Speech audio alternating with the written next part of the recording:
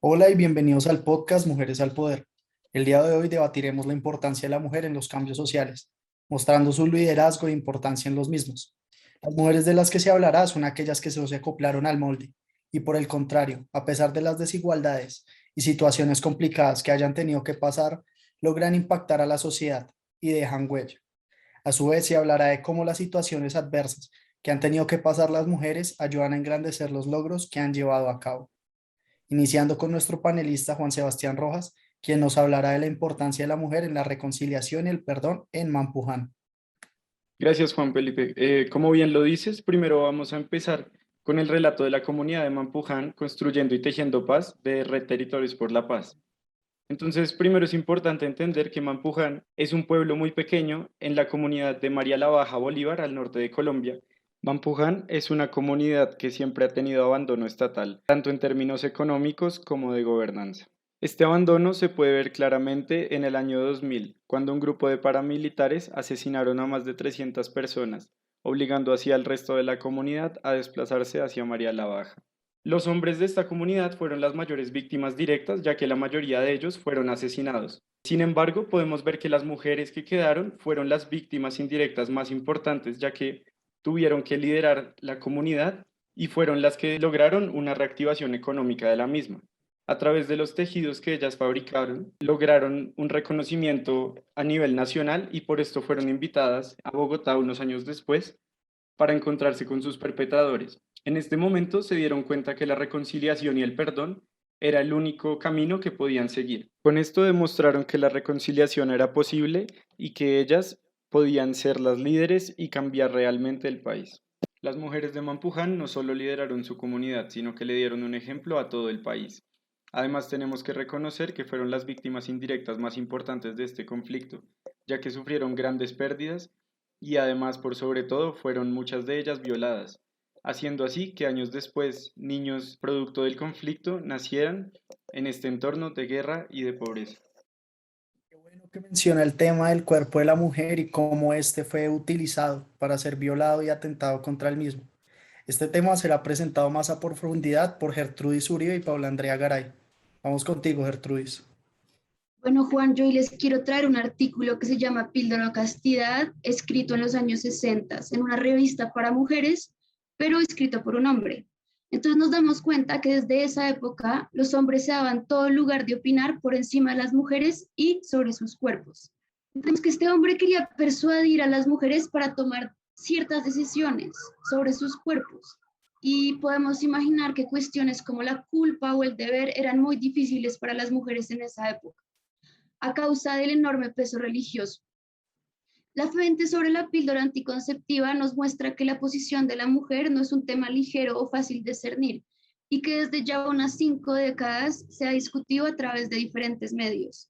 De hecho, es interesante pensar cómo a través de revistas o de la radio el problema de la mujer empezó a mediatizarse. Con la fuente también comprendemos que uno de los objetivos principales de las mujeres que abogan por el feminismo es la reivindicación, autorreconocimiento y apropiación del cuerpo.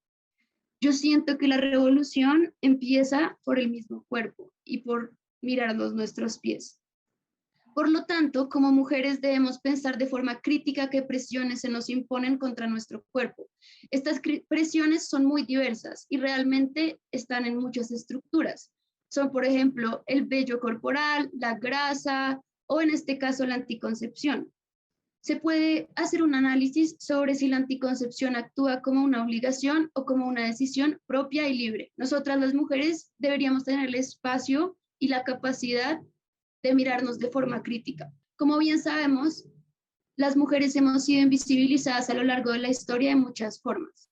En los años 60 la anticoncepción representó una revolución de mucha libertad. Sin embargo, yo siento que hoy en día hay una falta de investigación muy grande para una anticoncepción más segura y evolucionada. Entonces, finalmente, desde el cuerpo podemos analizar la historia misma de la mujer en Colombia. Gracias por la intervención, Gertrudis. Ahora hablando un poco más de qué hicieron los movimientos feministas en este tema de la anticoncepción, quisiera que pasara ahora Paula Andrea Garay y explicarnos un poco más. Gracias, Juan. Teniendo en cuenta lo que dijo Gertrudis, es importante mencionar cómo el movimiento feminista de todas las partes del mundo ha logrado que las mujeres ahora tengamos acceso a una sociedad más igualitaria en todos los ámbitos, desde el laboral o de oportunidades hasta el mismo manejo de la sexualidad. Ahora bien, hablando específicamente de este último tema en torno a la mujer, como se mencionó anteriormente, siempre ha sido un tabú que condena la libertad, ya que el único papel en el mundo de las mujeres era el de ser madre. Por lo que como forma de cambio, el movimiento entiende la sexualidad como algo más profundo del simple acto, donde de esta forma se deja a un lado todos los años que el patriarcado humilló a millones de mujeres tomando control de su cuerpo. Y con esta lucha, la mujer ya puede disfrutar de su propio placer sin ser vista de manera distinta o que hayan externos que le digan cómo debe manejarla. Es decir, la sexualidad toma el significado de reapropiación de la misma mujer. Y desde acá ya salen temas como el uso de anticonceptivos que mencionaba Gertrudis y el aborto.